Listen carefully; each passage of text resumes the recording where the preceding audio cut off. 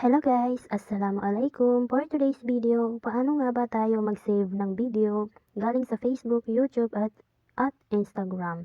So kung gusto mong malaman, panoorin mo lang ang video na ito.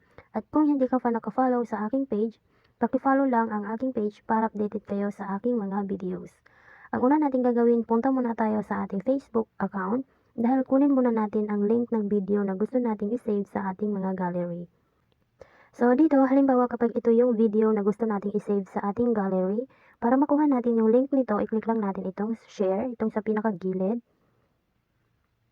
And then dito, i-click lang natin itong copy link.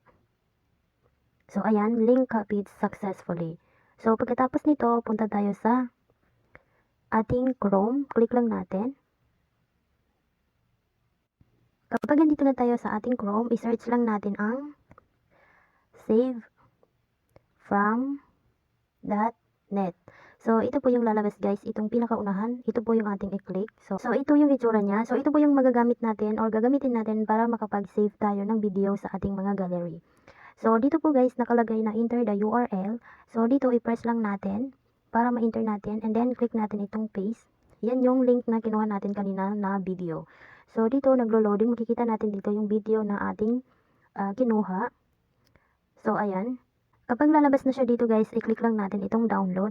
So, ganun lang kadali guys, pagka-click natin ng download ay automatic magda-download na po yung video na yon and then madadirect na po siya sa ating mga gallery.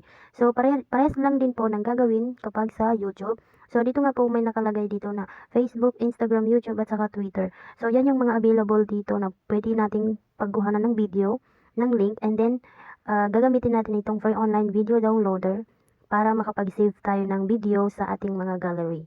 So, sa YouTube naman, ituturo ko sa inyo kung paano natin makukuha yung link ng video na gusto natin i-save. Man po sa YouTube, i-click lang natin itong share.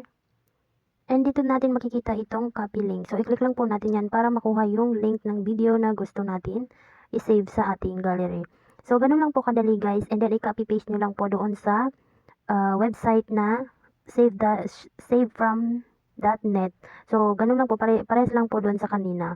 So, ganun lang kadali guys. Sana may natutunan kayo sa video na ito.